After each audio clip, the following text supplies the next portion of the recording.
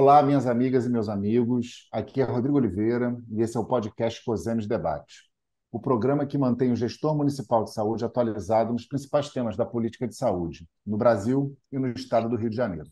Nossa entrevistada hoje é a Ana Pimentel, médica, professora da Universidade Federal de São João del-Rei, foi secretária de saúde no município de Juiz de Fora, hoje é deputada federal pelo PT de Minas Gerais, membro da Comissão de Saúde da Câmara de Deputados. Nosso tema é os desafios do SUS no Parlamento brasileiro. Ana, queria agradecer muito a sua presença e também a sua disponibilidade para falar aqui com a gente. Rodrigo, eu que quero agradecer, é uma alegria estar com vocês aqui. Quero parabenizar o trabalho do COSEMES do Rio de Janeiro, que tem feito ao longo dos últimos anos um trabalho importantíssimo para debate sobre os desafios que nós temos da saúde pública, tanto no estado do Rio de Janeiro, mas também no país. Então, eu que agradeço, é uma alegria e espero que seja a primeira de muitas. Sua vida profissional e política está intimamente ligada à construção do SUS. Fale um pouco para nós dessa trajetória. É, então, eu fiz faculdade de medicina na Universidade Federal de Juiz de Fora, exatamente no processo de mudança da reforma curricular que aconteceu em vários cursos de medicina no Brasil, procurando exatamente inserir os cursos de medicina dentro do Sistema Único de Saúde, e, por outro lado, no mesmo sentido, fazer com que a formação médica fosse direcionada para o fortalecimento do SUS. Então, foi desde a faculdade, eu me envolvi diretamente, tanto no processo de reforma curricular. Ao longo da faculdade, eu também conheci a especialidade de medicina de família, conheci também a possibilidade profissional de ser sanitarista. Então, eu fiz o percurso na graduação ligado a todo o debate de fortalecimento do Sistema Único de Saúde.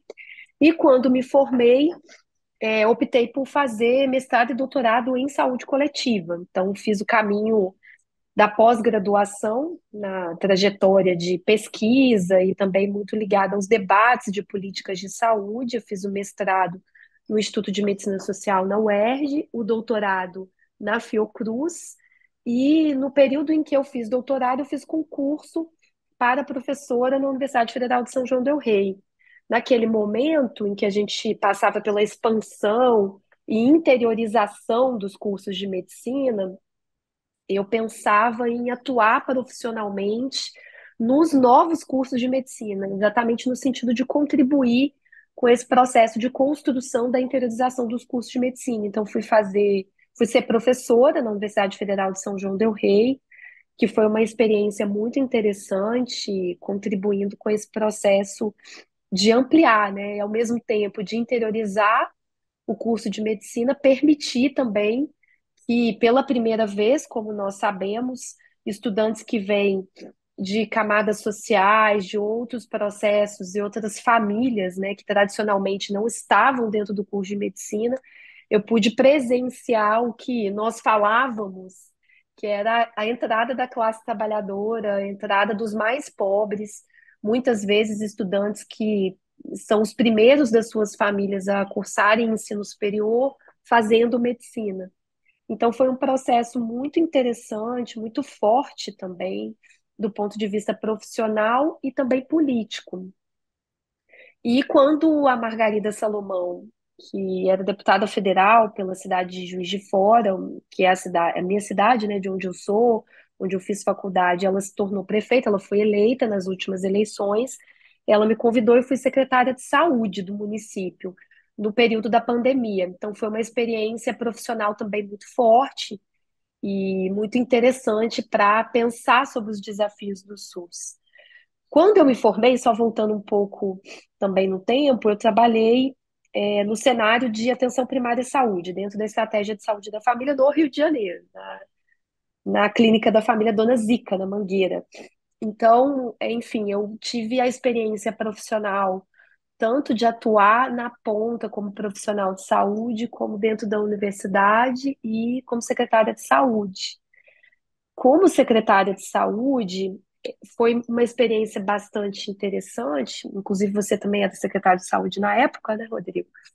Foi bastante Sim. interessante, E me fez ter a reflexão de que era necessário ocupar o espaço legislativo, que eu tive naquele momento contato com desafios muito estruturantes da gestão de saúde, que no meu ponto de vista era fundamental ocupar a Câmara Federal e os espaços legislativos, Senado, as câmaras municipais, as assembleias legislativas, para que a gente conseguisse também fazer discussões que são importantes do debate do SUS, que são fundamentais para que a gente consiga executar as políticas públicas. E aí foi nesse sentido que a gente construiu a candidatura aqui em Juiz de Fora e felizmente acabou dando certo. Foi uma candidatura muito vinculada à defesa do SUS. Excelente. Com a eleição e posse de Lula, se inicia no Brasil um governo de união e reconstrução, segundo o próprio presidente. Queria te ouvir um pouco, no geral, sobre o que representou o governo Bolsonaro e principalmente os desafios desse novo governo Lula. Desde o golpe que retirou a Dilma da presidência da República, nós vivemos um processo de desinstitucionalização do Sistema Único de Saúde e ele tem marcas muito fortes para o cotidiano de quem faz gestão e para a prática de saúde cotidiana também. Então, o marco do golpe ele é muito fundamental. Eu quero dar destaque à emenda constitucional do teto de gastos. Ela retirou mais de 60 bilhões do SUS nesses últimos anos, um, um recurso que teria sido fundamental para a gente continuar no processo de fortalecimento do SUS que a gente vinha desde o início da década de 2000. Agora, o governo Bolsonaro aprofundou e radicalizou esse processo de desinstitucionalização do Sistema Único de Saúde. Primeiro, o governo Bolsonaro, ele não assumiu em nenhum momento a coordenação do Sistema Único de Saúde, como é função e papel precípio do governo federal na nossa dinâmica interfederativa, de coordenar, de articular, de respeitar as instâncias que nós fomos ao longo da história do SUS constituindo. Ele desrespeitou as instâncias, ele fez com que todo o processo nosso de constituição do Sistema Único de Saúde, ele atuou para desmontá-lo, desconstituí-lo. Uma parte, sem dúvida alguma, foi a diminuição do orçamento, mas outra parte que eu quero dar muito destaque, e durante a pandemia foi muito central, que durante a pandemia, como a maior crise sanitária que nós já vivemos, o papel do Estado ele era ainda mais importante do que a gestão cotidiana do SUS. Na gestão cotidiana do SUS já é fundamental, mas durante a pandemia foi ainda mais decisivo. É importante a gente lembrar que, inclusive, durante a pandemia, o governo federal, sob a presidência do Bolsonaro, colocou os entes da federação numa dinâmica competitiva e não de colaboração, de construção conjunta. Ou seja, não só ele não assumiu a coordenação, como ele colocou os entes em processo de competição, o que foi muito deletério para a pandemia no Brasil e deixou marcas que seguem até hoje muito fortes na nossa dinâmica, desculpa, de dinâmica de gestão do Sistema Único de Saúde.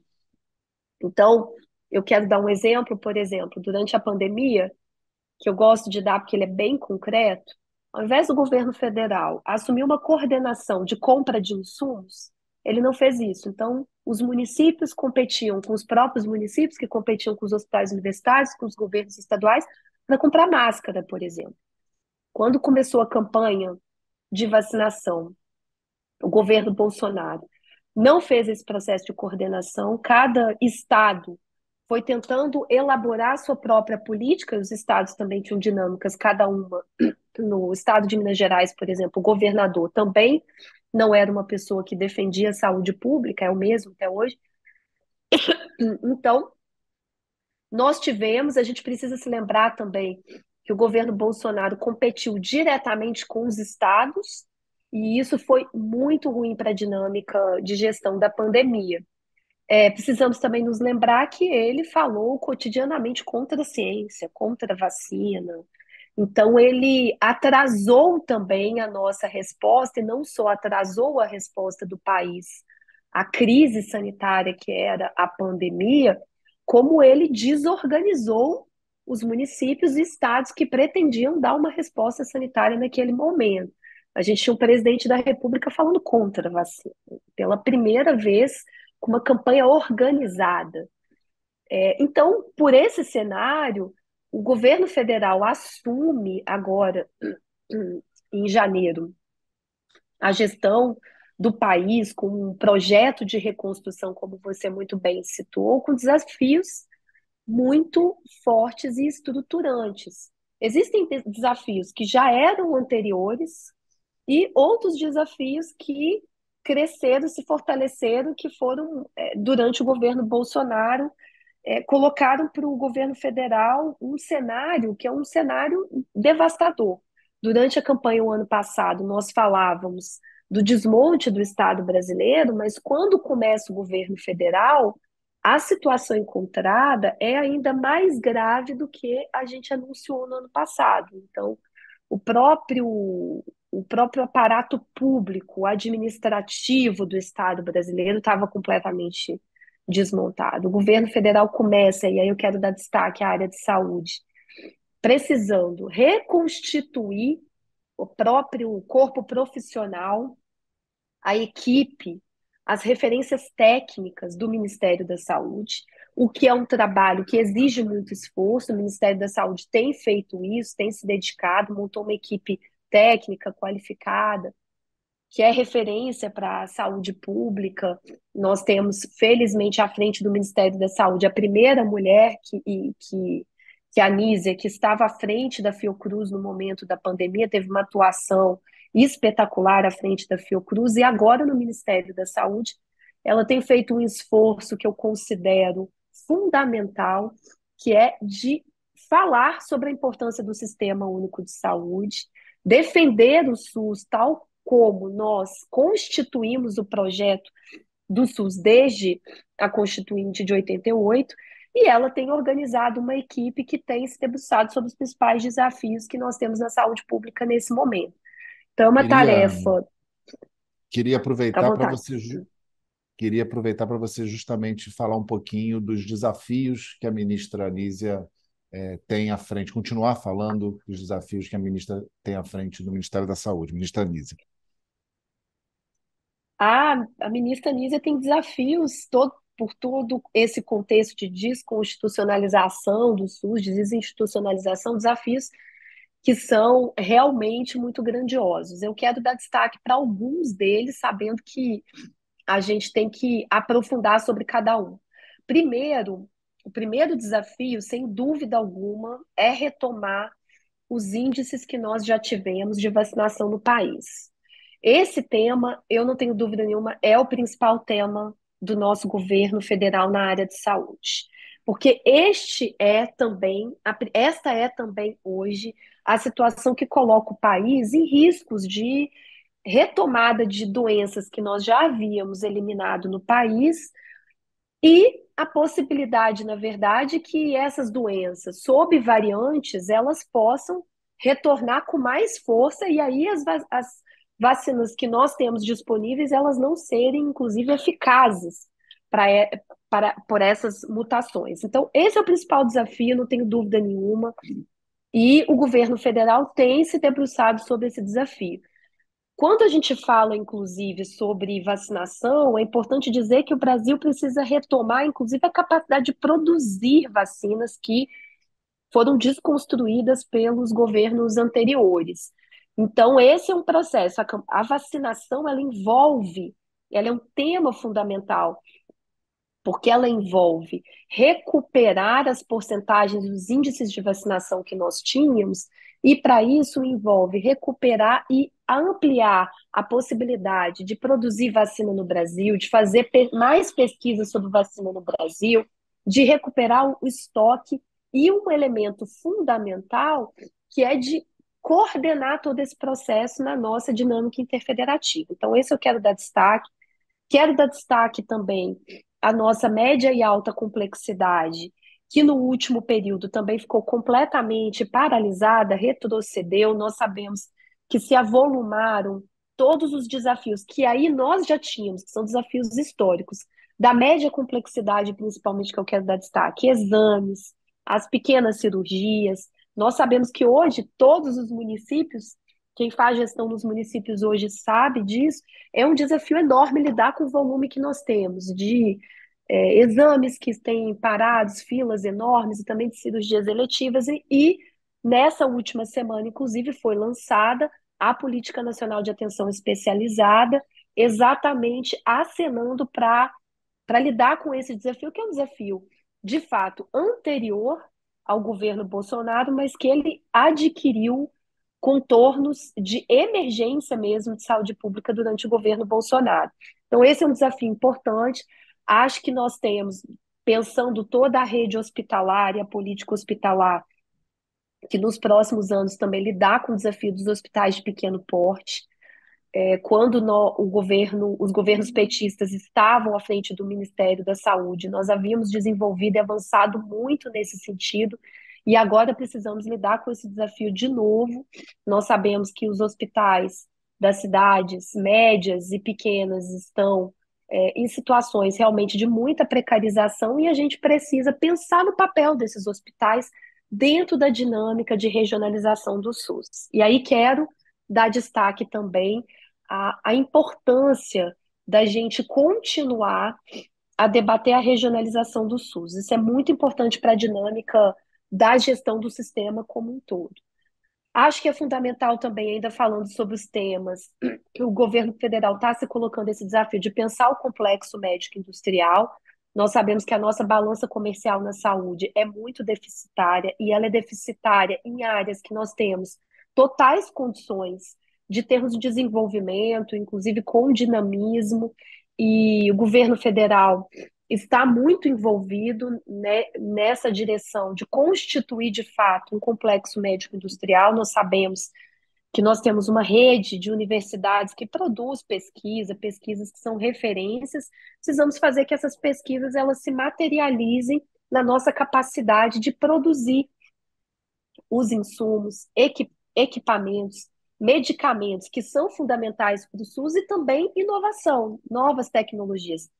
Esse é um desafio importante. Quero falar também de outro, que é o fortalecimento e qualificação da atenção primária à saúde. O nosso governo federal, desde o nosso primeiro governo federal com o presidente Lula em 2003, foi um governo que contribuiu muito para a expansão e capilarização da atenção primária à saúde, da estratégia de saúde da família.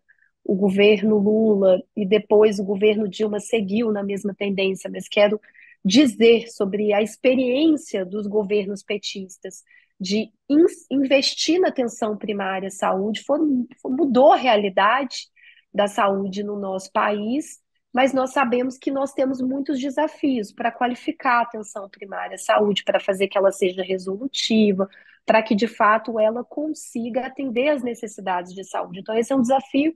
O governo federal tem se dedicado, lançou algumas políticas, ampliou também o credenciamento de novas equipes, e temos agora adiante o desafio de entrar na qualificação, que é um tema fundamental. E preciso também mencionar, Rodrigo, a necessidade da gente pensar a retomada da nossa experiência de saúde mental no país. Hoje, para todo mundo que faz gestão nos municípios, nós sabemos que o grande desafio é a saúde mental, é um grande desafio, tanto porque o sofrimento mental ampliou, ele ao mesmo tempo agudizou, mas também cronificou ao mesmo tempo, e pelos últimos anos em que os governos, tanto do Temer como o governo Bolsonaro, eles não investiram e eles desinstituíram toda a nossa rede de política, a nossa rede psicossocial. Nós precisamos retomar de maneira muito central a centralidade da saúde mental no nosso país, e acho que esse é um desafio grande para o Ministério da Saúde no próximo período. Indo agora para o parlamento, Ana, que afinal de contas é o teu hoje teu novo espaço de trabalho, atuação política. Quando o assunto é defesa do SUS, qual correlação de forças nós encontramos no Congresso Nacional?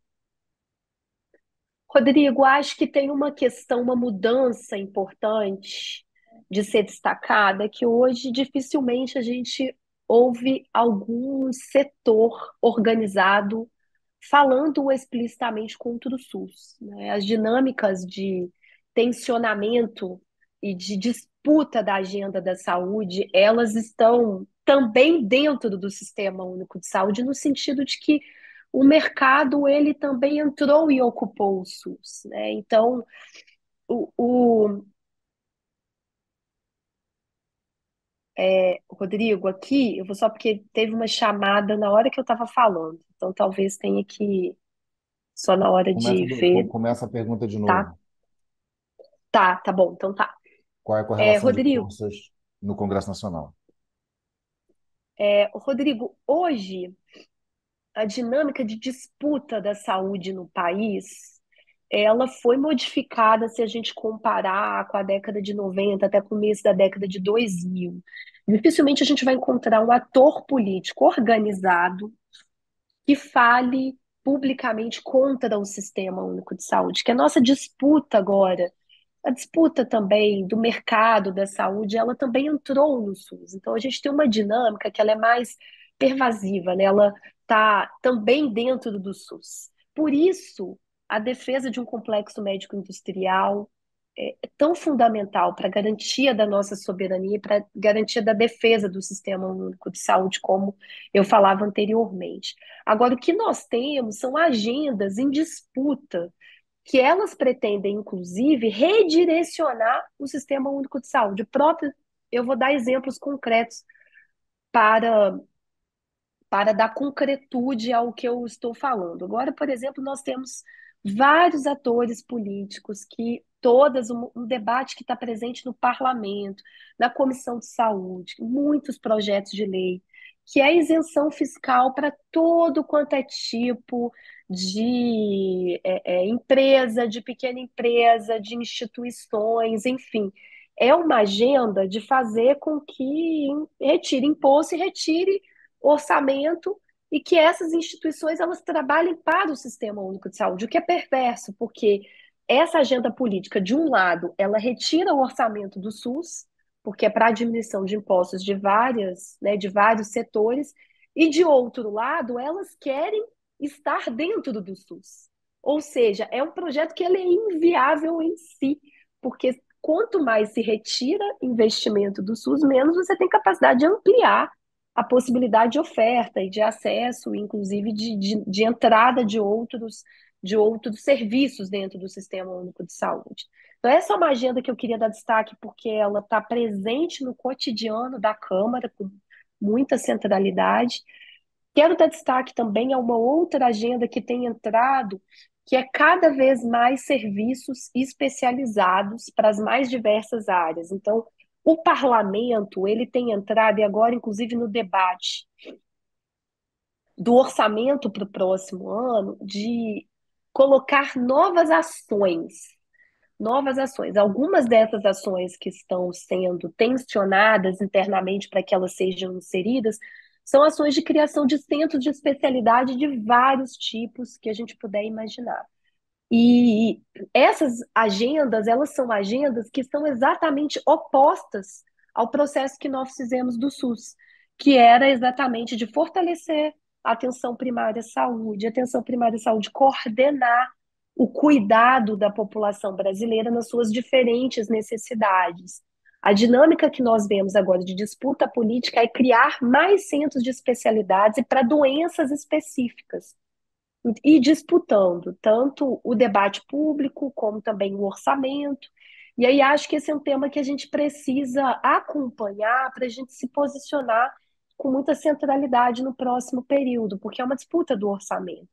E tem uma outra coisa que eu queria dar destaque também, que tensiona o SUS muito diretamente, que é a tentativa de transformar outros espaços que não são espaços da saúde em espaços de saúde ou o que eu tenho falado muito em hospitais, né? As pessoas querem transformar as escolas em hospitais, os CRAs em hospitais, as outras instituições que a gente tem na sociedade em hospitais. Então, existe vários assim, projetos de leis e debates, audiências públicas, temas que é isso, que é exatamente no sentido de fazer com que outras instituições elas se transformem também em instituições prestando assistência à saúde e com o recurso da saúde, né? E tem um debate que vai para a escola também, que é, por exemplo, hoje tem um debate de querer que nas escolas tenha profissionais de saúde e vários profissionais de saúde, e tem um tema que está na comissão de saúde, não com a gente, na comissão, desculpa, de educação e na saúde, mas que tem a ver com o nosso debate político sobre saúde pública, que é a tentativa de, inclusive, colocar recursos do Fundeb para pagar para profissionais da saúde dentro das escolas. Ou seja, isso é uma desarticulação da ideia de sistema de saúde. O que eu quero dizer e acho importante é que nós precisamos recuperar a nossa constituição do SUS e a defesa dos nossos grandes temas. É fundamental defender o nosso projeto SUS como nós o constituímos, a defesa da atenção primária à saúde, da estratégia de saúde da família, como centro, como coordenação do cuidado é muito fundamental, inclusive em articulação intersetorial. Queria, inclusive, dar destaque a isso, a importância da intersetorialidade. A intersetorialidade não está presente no debate do parlamento brasileiro, não está presente. E nós precisamos colocar como centralidade, que nós sabemos que as formas como as pessoas vivem e as formas como as pessoas adoecem, elas estão localizadas na sociedade, na sua dinâmica, no seu processo de saúde e doença, que nós sabemos que são determinadas socialmente. Como são determinadas socialmente, nós vamos pensar na lógica intersetorial. Então, uma questão que acho fundamental para o nosso debate político do próximo período é a gente retomar tanto a importância do SUS, como nós o constituímos, como nós o defendemos historicamente, e a outra é a importância da intersetorialidade também.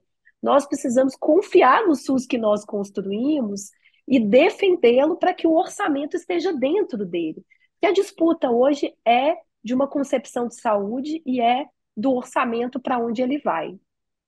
Excelente, Ana. Acho que você, nessas poucos minutos que falou sobre esse tema, você coloca a importância do movimento sanitário e da defesa do Sistema Único de Saúde se fazer absolutamente presente no parlamento. Caminhando mais um pouco, a gente, e falando especificamente sobre uma proposta legislativa, recentemente a PEC 10 mobilizou os debates no parlamento, especificamente no Senado. Eu queria te perguntar o que você poderia falar para a gente sobre essa proposta, a PEC 10, que inclusive avançou no Senado, e o que ela pretende mudar na política nacional e como é que você e os demais parlamentares têm se posicionado. Acho que é importantíssimo a gente, dentro do que eu vinha mencionando antes, localizar que tem uma tentativa do mercado de ocupar espaços cada vez maiores dentro da área de saúde.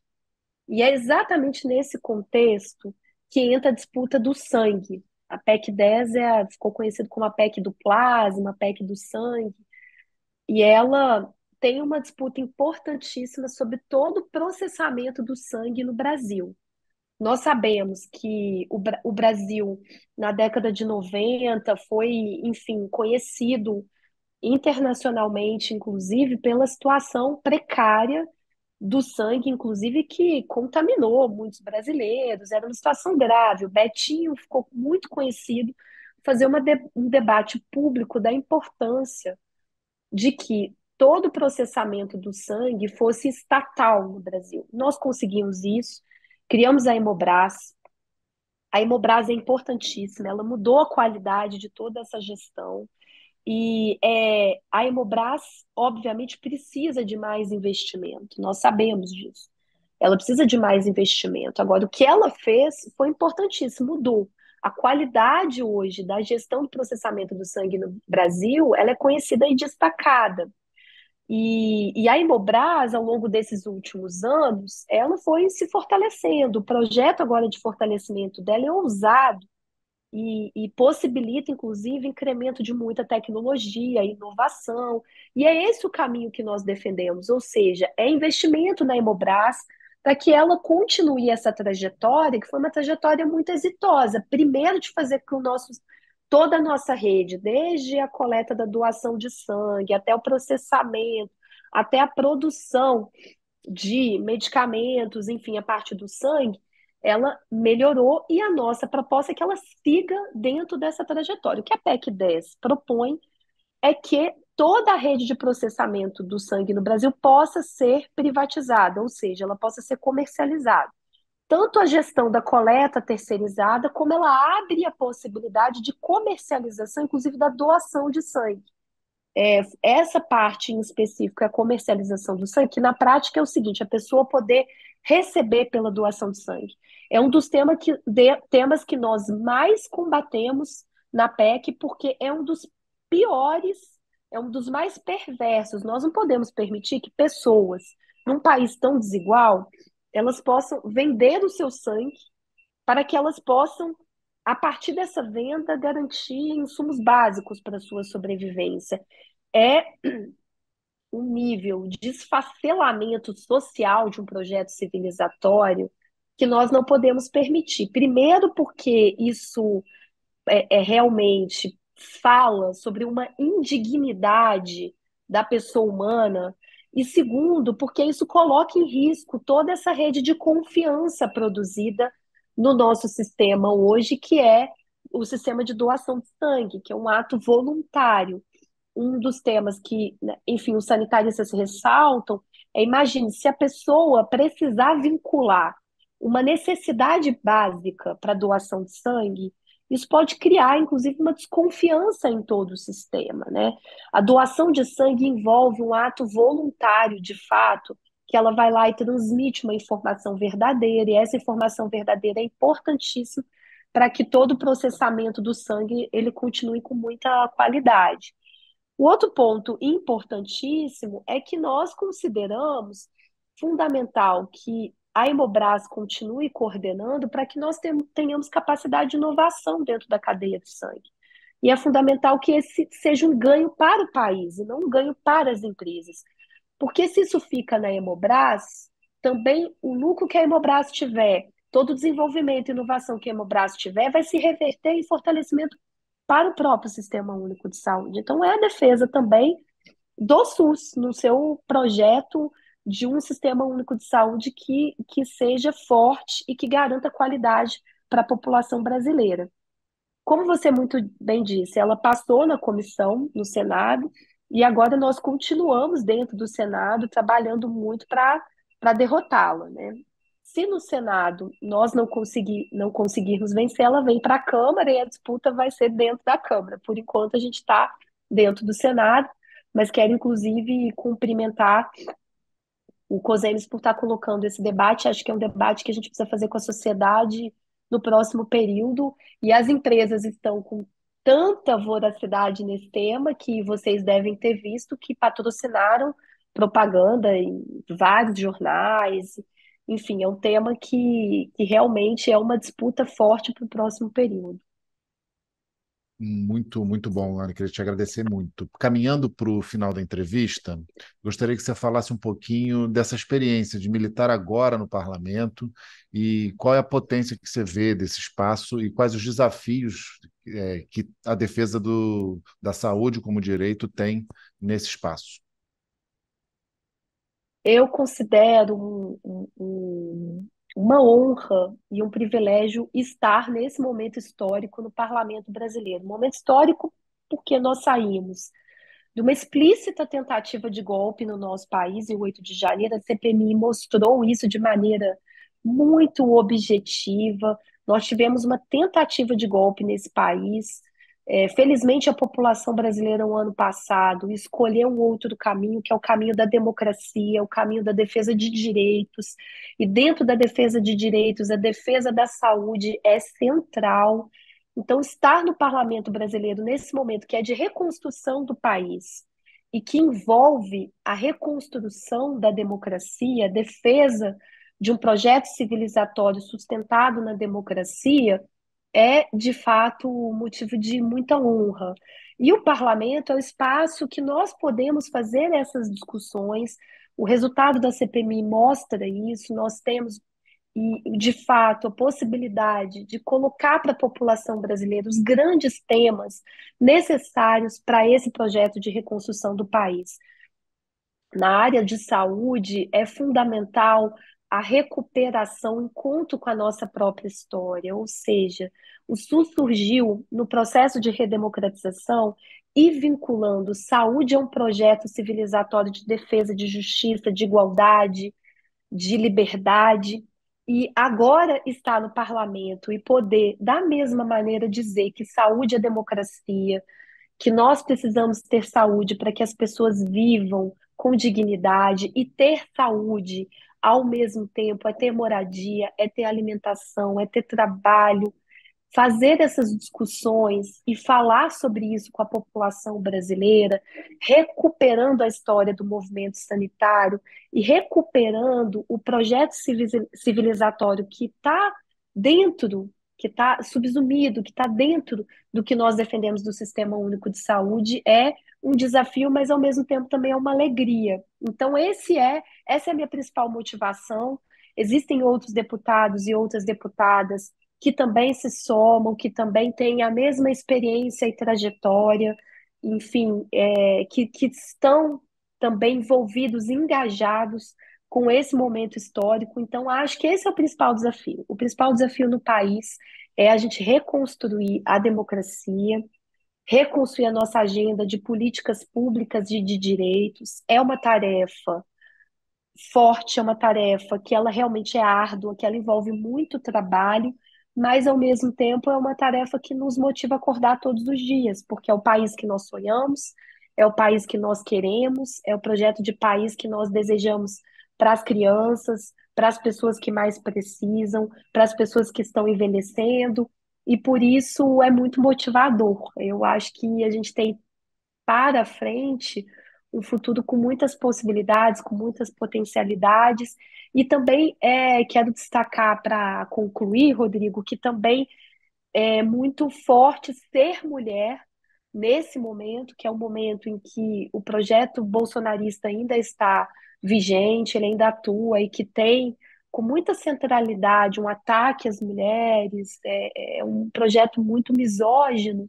Então, poder estar no parlamento nesse momento, fazendo essas discussões e possibilitando que outras mulheres também possam fazê-lo, é realmente também algo que motiva muito, anima muito. É por isso que eu tenho muita esperança que a gente sim vai conseguir construir o país que nós sonhamos. E eu vou encerrar assim, Ana. Eu queria agradecer muito a sua participação, a sua disponibilidade. Esse foi o nosso COSEMES em Debate. Quero agradecer a atenção de todos, um forte abraço e até logo.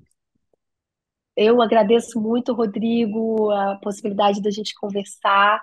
Estou muito à disposição para a gente continuar em outros momentos. Quero te parabenizar muito pelo trabalho, dizer que nos orgulha muito ver o trabalho que você desenvolve, que desenvolveu e que continua desenvolvendo para a gente fortalecer a gestão pública da saúde no nosso país. Beijo, querida. Tchau, tchau. Beijo, tchau, tchau. O COSEMES Debate é uma realização do Valeu, Conselho de Secretarias Municipais de Saúde do Estado do Rio de Janeiro, COSEMES RJ. Apresentação e roteiro, Rodrigo Oliveira. Apoio e edição, equipe de comunicação do COSEMES.